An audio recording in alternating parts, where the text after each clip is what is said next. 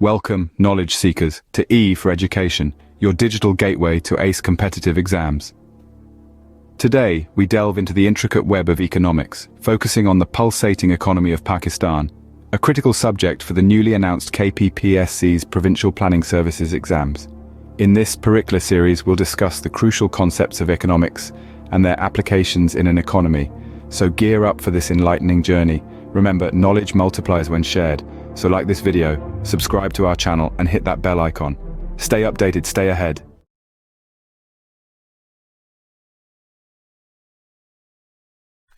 Hey guys, welcome back to E for Education. So the topic which we are going to discuss today वो हमारे पास जो है वो है हमारे पास सप्लाई. ओके, सो हम लोग सप्लाई को शुरू करने लगे हैं. सप्लाई क्या होता है, फिर उसके बाद हम लोग पढ़ेंगे कि जी लॉ ऑफ सप्लाई क्या होगा. उसके बाद हम लोग सप्लाई कर्व की बात करेंगे. फिर उसके बाद हम लोग सप्लाई कर्व में ही दोबारा से सप्लाई कर्व को उसमें मॉडिफिकेशंस करेंगे डिफरेंट किस्म की. ठीक है, उसके में हम लोग पढ़ेंगे जिसको हम लोग कहेंगे कि जी चेंजेस इन सप्लाई कर्व. ये हमारे पास जो है सप्लाई का वो होगा. नाउ देखिए हमारे पास सप्लाई क्या है. सप्लाई वैसे तो अगर हम लोग कहें जी by supply we mean that the quantity available for sale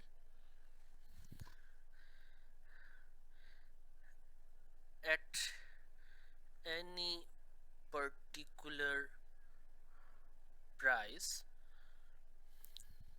ठीक है जी, ये हमारे पास होगा.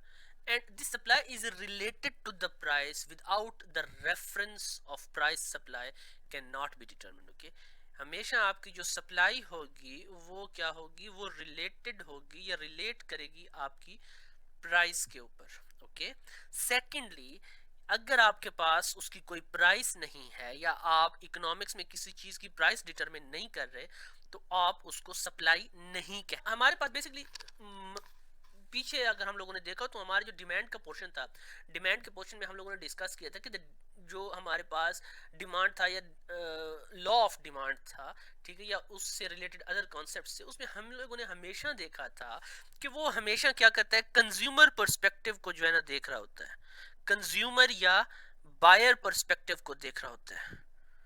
ठीक है, कि जी अगर फॉर एग्जांपल आपने सप्लाई प्राइस बहुत ज़्यादा कर दी तो आपका जो सप्लाई बायर है वो चीज़ों की उसमें जो है डिमांड कम होती जाएगी. हमेशा यही बात हो रही है जी, प्राइस ज़्यादा होगी तो आपका जो डिमांड है आपकी वो हमारे पास जो है वो क्या हो जाएगी, वो कम हो जाएगी. ये हमेशा से एक चीज़ आई है.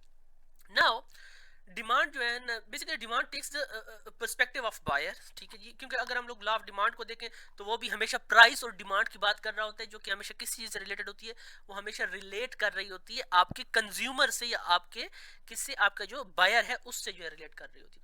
कॉन्ट्रेरिली जो आपका हम लोग कह देते हैं आपकी जो सप्लाई है, ठीक है जी, वो क्या होती है, सप्लाई जो है ना ये पर्सपेक्टिव लेती है हमेशा प्रोड्यूसर का. ठीक है जी, प्रोड्यूसर का पर्सपेक्टिव लेगी हमेशा कि जी, क्योंकि एक चीज है, एक कमोडिटी है, वो प्रोड्यूस कर रहा है कोई सप्लायर या कोई प्रोड्यूसर जो है उसे प्रोड्यूस कर रहा है, तो वो हमेशा वहां से पहले प्रोड्यूस होगी, उसके बाद वो मार्केट में आएगी, सप्लाई होगी मार्केट में, और फिर उधर से जो है फिर वो बाद में सेल होगी उसकी या बिकेगी वहां से.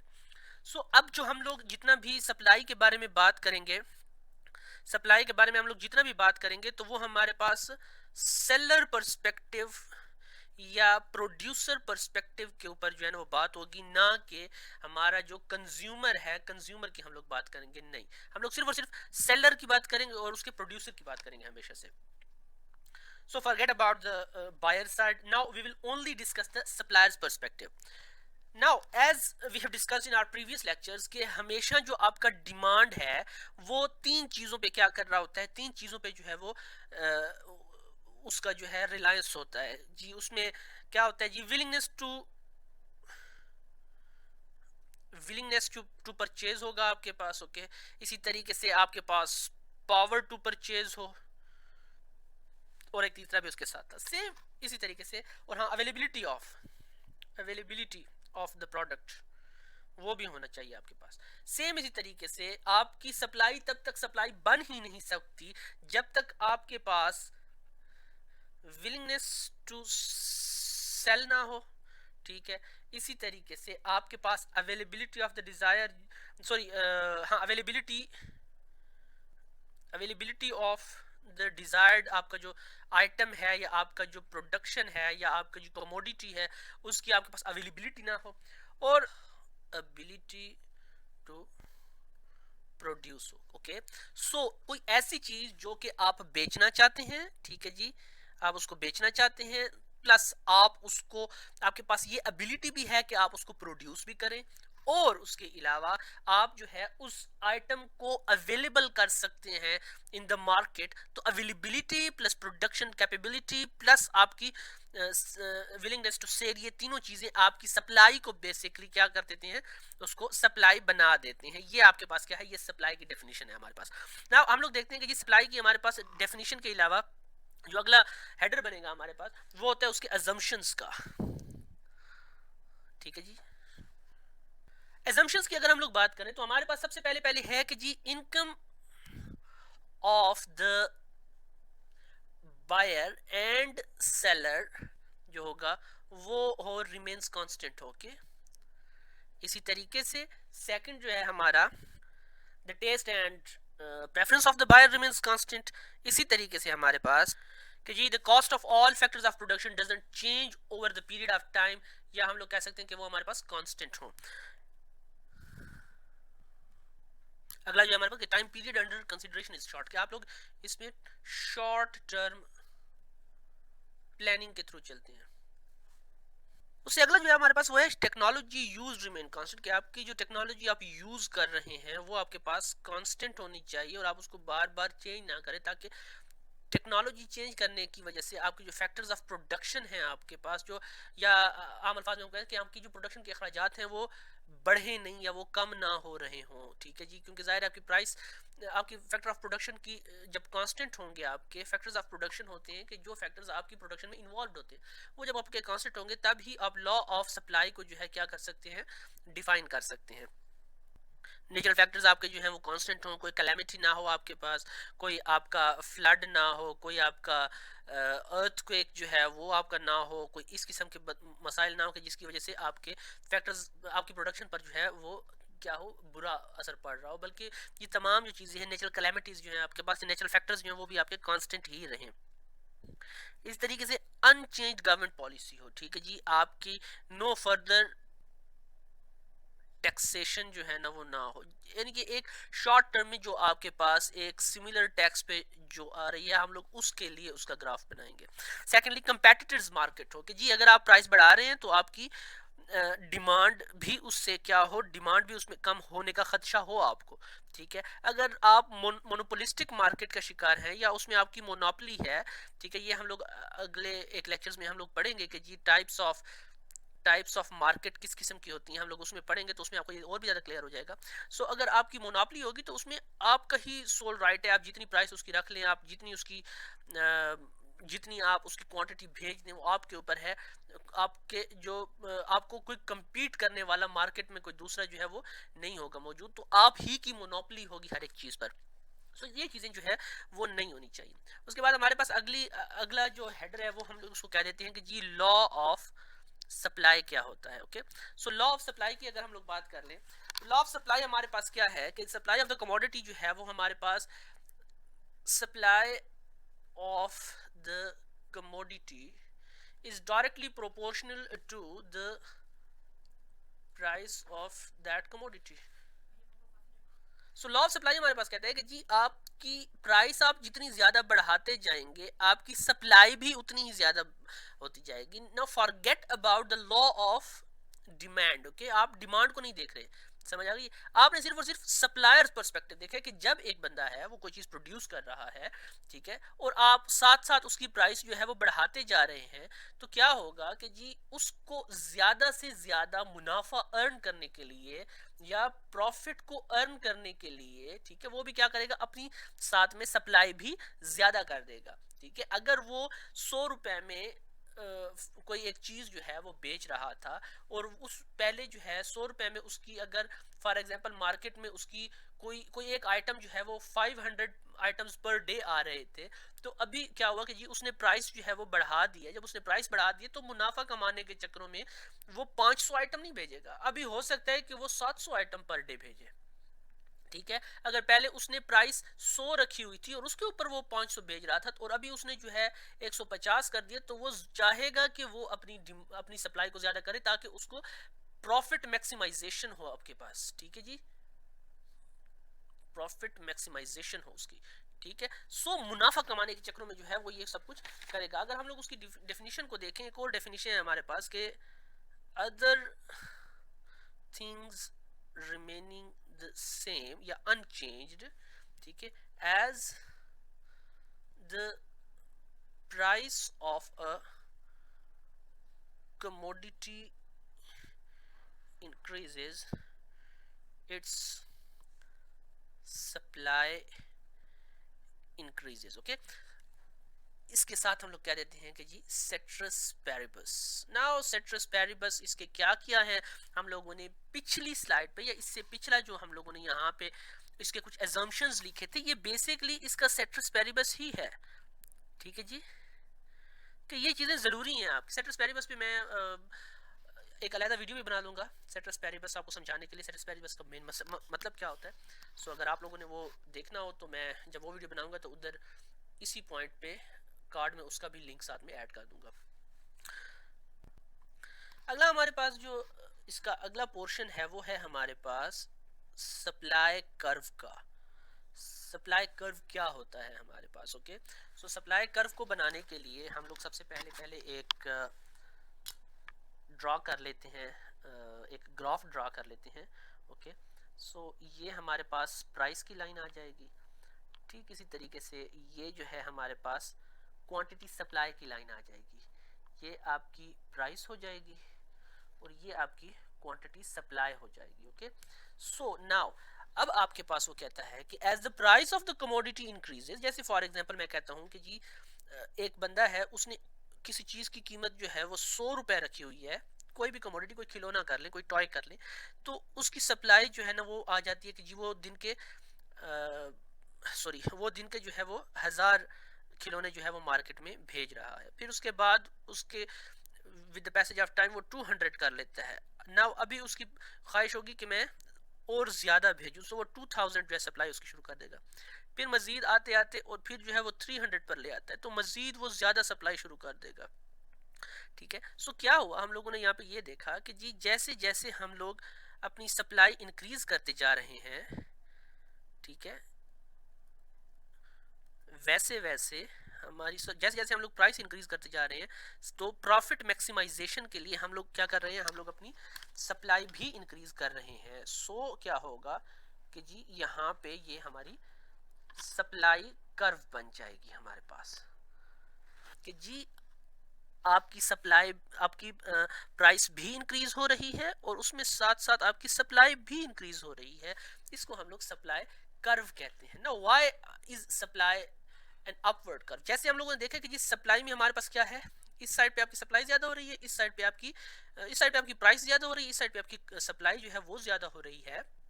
ठीक है, तो क्या होगा कि जी ये इस वजह से क्या होगा कि जी ज्यादा से ज्यादा प्रॉफिट अर्निंग के लिए क्या होगा, जो आपका आपका हम लोग कह सकते हैं आपका जो सप्लायर है या आपका जो प्रोड्यूसर है वो अपनी सप्लाई को ज्यादा करेगा। जब उसको उसकी प्राइस जो है ज्यादा मिलेगी तो अपनी सप्लाई ज्यादा करता जाएगा। ठीक है, और उसकी वजह से क्या होगा, क्योंकि वो दोनों डायरेक्टली प्रोपोर्शनल है। ठीक है जी, price is directly proportional to your supply.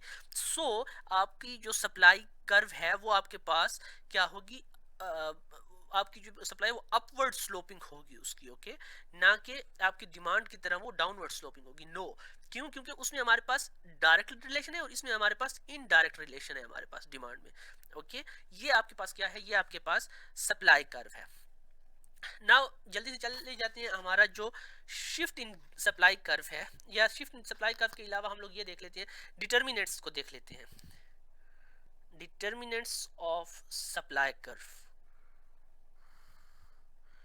Determinants of supply curve. Determinant of supply curve में हमारे पास क्या है, तीन किस्म के डिटर्मिनेंट्स होते हैं। पहला तो प्राइस है, ठीक है जी, दूसरा आपके पास सप्लाई है आपके पास, और तीसरा आपके पास नॉन प्राइस डिटर्मिनेंट्स हैं आपके पास। Okay, now non price determinants में हमारे पास क्या होता है, cost of factors of production जो है वो आ जाता है आपके पास, जिनको हम लोग इनपुट प्राइसेस कहते हैं कि जी वो चीज़ें, उन चीज़ों की कॉस्ट जो कि आपकी प्रोडक्शन में आपकी लगती है, आपका रॉ मटेरियल हो गया, आपकी मशीनरी कॉस्ट हो गई, आपकी लेबर कॉस्ट हो गई, ये चीज़ें जिसको हम लोग फिक्स्ड कॉस्ट भी कहते हैं। इस तरीके से चेंज इन प्रोडक्शन टेक्नोलॉजी जो है, हम लोगों ने देखा था चेंज इन प्रोडक्शन टेक्नोलॉजी जो है वो भी हमें क्या होता है, या प्रोडक्शन टेक्नोलॉजी जो है वो भी हमारी नॉन प्राइस डिटरमिनेंट आ जाती, यानी कि जितने भी हम लोगों ने पीछे अजम्पशंस लिखी हैं वो बेसिकली इसकी नॉन प्राइस डिटरमिनेंट्स ही हैं ज़्यादा से ज़्यादा। प्राइस ऑफ रिलेटेड गुड्स जो हैं आपके, ठीक है जी, वो हो गए हमारे पास। प्रोड्यूसर्स एक्सपेक्टेशंस जो हो गए वो भी नॉन प्राइस डिटरमिनेंट में आते हैं। गवर्नमेंट इन्वेंशन या टैक्स या सब्सिडी जो है आपकी, वो आपके इस चीज़ में आ जाते हैं, नॉन प्राइस डिटरमिनेंट में आ जाते हैं। इसी तरीके से number of firms in the market जो है, कि क्या आपकी जो मार्केट है वो मोनोपोलिस्टिक मार्केट है, मोनोपली है वहाँ पे, ओलिगोपली है आपकी वहाँ पे, या आपकी कंपेटिटिव मार्केट है। फिर कंपेटिटिव मार्केट में आपका क्या रियल कंपटीशन है या आपका प्योर कंपटीशन है, किस किस्म का कंपटीशन है, ये चीज़ें। सो ये आपके जो हैं क्या होंगे, ये आपके सारे के सारे, सो ये जो है आपके, ये आपके डिटर्मिनेंट्स हैं और ये हमेशा जो है वो फिक्स्ड रहेंगे। ओके, अब हम लोग कह देते हैं कि जी सप्लाई कर्व जो है आपका, ठीक है जी, आपका जो सप्लाई कर्व है उसमें हम लोग शिफ्ट्स को देखते हैं, ठीक है, तो उसको मैं कह देता हूं कि shifts in supply curve. Shifts in supply curve को अगर हम लोग देखें तो जो आपके डिटर्मिनेंट्स जितने भी हैं वो आपके क्या हैं, वो आपके सारे के सारे फिक्स्ड हैं। जब आप उनको ऊपर नीचे करेंगे, जब आप कॉस्ट ऑफ प्रोडक्शन को चेंज करते हैं, जब आपकी for example cost of production कम आएगी, ठीक है, तो फिर क्या होगा, आपकी प्रॉफिट, आपको जो है प्रॉफिट ज्यादा आएगा, ठीक है, प्रॉफिट मैक्सिमाइजेशन होगी आपकी। इसी तरीके से आप कोई सस्ती टेक्नोलॉजी लगाते हैं, उससे आपकी प्रॉफिट मैक्सिमाइजेशन आती है। ठीक इसी तरीके से जब आपके ऊपर गवर्नमेंट आपको कोई रिलीफ देती है, टैक्स रिलीफ देती है या सब्सिडी देती है गवर्नमेंट, तो उसमें भी आपकी प्रॉफिट मैक्सिमाइजेशन होती है। ठीक है, इसी तरीके से आपके पास अगर प्राइस ऑफ रिलेटेड गुड्स जो है, ठीक है जी, आपका जो रॉ मटेरियल है वो कम होता है, तो उससे भी आपको प्रॉफिट मैक्सिमाइजेशन आएगी। ठीक है, नंबर ऑफ फर्म्स जो हैं आपके, ठीक है जी, वो क्या होते हैं, वो आपके मार्केट में कम हो जाते हैं। ठीक है जी, या आपके वहां पे जो मार्केट में कंपटीशन है वो कम हो जाता है, तो उससे भी क्या होगा, आपको प्रॉफिट मैक्सिमाइजेशन होगी, क्योंकि मार्केट में फिर आपको सप्लाई ज्यादा देनी पड़ेगी। सो ये चीजें जब आपकी फिक्स्ड होंगी, वो सिनेरियो क्या होगा, वो सिनेरियो हम लोग अपने इस स्लाइड में हम आपको बता चुके हैं कि जी आपकी प्राइस बढ़ेगी तो आपका क्या होगा, आपका सप्लाई कर्व जो है, आपकी सप्लाई जो है वो आपको ज्यादा करनी पड़ेगी फॉर प्रॉफिट मैक्सिमाइजेशन। ठीक है, अब हम लोग क्या कर देते हैं, हम लोग एक सिनेरियो लेते हैं कि जिसमें हम लोग ये जो हमारे पास नॉन प्राइस डिटर्मिनेंट्स जो हैं उनको हम लोग फिक्स नहीं रखते, बल्कि उनमें हम लोग चेंजेस कर लेते हैं। जैसे फॉर एग्जांपल, अब इन चीज़ों में मैं कहता हूं कि जी आपका जो cost of factor of production जो है हमारे पास, cost of factors of production जो है आपके पास, उनको मैं चेंज कर लेता हूँ। जब मैं उनको चेंज करूंगा, मैं उनको कहता हूँ कि जी अगर आपके पास cost of factor of production कम होगी तो आपके पास क्या नतीजा आएगा, और जब आपके पास cost of factor of production जो है वो ज्यादा होगी तो आपके पास क्या नतीजा आएगा, आपके रिजल्टिंग प्राइस के ऊपर, आपकी जो सप्लाई है उसके ऊपर क्या असर पड़ेगा, ये आपको जो है यहाँ पे सब कुछ बताता है। नाउ फॉर एग्जांपल, हमारे पास एक, मैं जल्दी से एक सप्लाई कर्व ड्रा कर लेता हूँ। नाउ हमारे पास जो हमारा सप्लाई कर्व है, ये मैंने एक जल्दी से ड्रा किया है कि जिसमें आपके पास जब आपकी सप्लाई जो है, आपकी प्राइस जो है वो बढ़ रही होती है, तो उस वक्त आपको प्रॉफिट मैक्सिमाइजेशन के लिए अपनी क्या करनी पड़ती है, अपनी जो आपकी सप्लाई है वो भी ज्यादा करनी पड़ती है। प्राइस बढ़ रही है, सप्लाई भी साथ में बढ़ रही है। ओके, नाउ एक टाइम आता है कि जब आपके पास cost of factors of production जो है, इसको मैं 1 कह देता हूं, जब आपके पास 1 आता है, cost of factors of production जो है वो आपके पास कम होता है, तो फिर क्या तरीकाकार होता है, उसमें हमारे पास ये होगा कि जी आपकी वही प्राइस होगी। ओके, और उसी प्राइस के लिए, उसी प्राइस पे जो है आप ज्यादा सप्लाई करना शुरू करेंगे, और उस सप्लाई को ज्यादा करने से आपकी प्रॉफिट मैक्सिमाइजेशन होगी ज्यादा से ज्यादा। पहले अगर आपको एक चीज वो 100 रुपए में अगर आप बेच रहे थे, ठीक है, और उसके ऊपर आपका जो cost of factor of production जो था या फिक्स्ड कॉस्ट जो थी वो आपकी 75 रुपए आ रही थी, तो फिर अभी जो है, और अभी क्योंकि cost of factor of production कम हो के और वो वहां पे 60 रुपीज पर चली गई है, तो आपको क्या होगा, आपका प्रॉफिट जो है वो ज्यादा करने के लिए आप अपनी सप्लाई को भी बढ़ाना शुरू कर देंगे। ठीक है, तो ये चीज जो है हमारे पास बनेगी, तो उसका हमारे पास ग्राफ किस तरीके का होगा, उसका ग्राफ कुछ इस तरीके से होगा। लेट मी राइट, इस तरीके से होगा। नाउ जहां पे आपके पास P2 पे आपके पास ये इतनी आपके पास S2 सप्लाई जा रही थी, अब आप अपनी सप्लाई को मजीद बढ़ा के और आप यहाँ पे ले आएंगे, तो ये आपके पास S2 प्राइम बन जाएगी। सेम इसी तरीके से जहां पे आपके पास P3 पे ये S3 बन रहा था, आपकी सप्लाई बन रही थी, अब आपके पास P3 पे जो आपकी सप्लाई होगी वो क्या होगी, वो आ जाएगी यहाँ पे। सो S3 प्राइम बन जाएगी आपकी जो सप्लाई है। सो ये आपका जो है क्या है, ये आपका वो सिनेरियो है कि जब आपके पास cost of factors of production आपके पास कम होगा, तो उस वक्त क्या होगा कि आपकी जो सप्लाई कर्व है, आपकी supply curve will be shifted to right. Okay, right की तरफ जो है वो क्या करेगी, शिफ्ट हो जाएगी आपकी। सेम इसी तरीके से जब आपका cost of factors of production जो है वो क्या होगा, वो आपके पास cost of factors of production जो है वो आपका ज्यादा हो गया है। ठीक है जी, जो चीजें आप पहले आप बना रहे थे, तो उस cost of factors of production ज्यादा होने की वजह से आपकी जो सप्लाई है वो कहाँ शिफ्ट होगी, वो आपकी इस साइड पे शिफ्ट हो जाएगी। ओके, सो अब क्या होता है कि जी जो P1 के ऊपर अगर आप सप्लाई S1 आपकी आ रही है, ठीक है, तो अब आपकी सप्लाई जो है यहाँ पे आ जाएगी। ठीक है जी, S1 डबल प्राइम पे आ जाएगी। ठीक इसी तरीके से P2 के ऊपर आपकी जो सप्लाई S2 आ रही थी, अभी वो यहाँ पे आ जाएगी, S2 डबल प्राइम पे आ जाएगी। Same is the case with आपके पास जो S3 आ रही थी वो अब S3 डबल प्राइम आएगी। सो आज के लेक्चर में इतना ही। ठीक है जी, हम लोगों ने आज जो सप्लाई का हम लोग लेक्चर पढ़ रहे हैं उसमें हम लोगों ने क्या क्या चीज़ डिस्कस की है। हम लोगों ने डिस्कस किया है कि जी सप्लाई क्या होता है, हम लोगों ने डिस्कस किया है लॉ ऑफ सप्लाई क्या होता है, इसी तरीके से हम लोगों ने डिटर्मिनेंट्स ऑफ सप्लाई को डिस्कस किया है। इसी तरीके से हम लोगों ने डिस्कस किया है कि आपके जो शिफ्ट इन सप्लाई कर्व जो है वो किस तरीके से आपको किस तरीके से जो है वो किस तरीके से अकर होता है। ओके, फैक्टर्स ऑफ प्रोडक्शन कम होंगे तो वो किस साइड पे, वो toward the right of the existing curve जो है उससे वो मूव करेगा। और अगर फैक्टर ऑफ प्रोडक्शन जो है वो ज्यादा, उनकी प्राइस जो है, price of factors of production अगर वो ज्यादा होगा तो वो toward left of the existing supply curve जो है उससे वो शिफ्ट करेगा। ओके, ये आपका जो है आज का लेक्चर था। अपने अगले लेक्चर में हम लोग इंशाल्लाह डिस्कस करेंगे इक्विलिब्रियम को और बाकी जो रिलेटेड कॉन्सेप्ट्स हैं उनको। Thank you so much.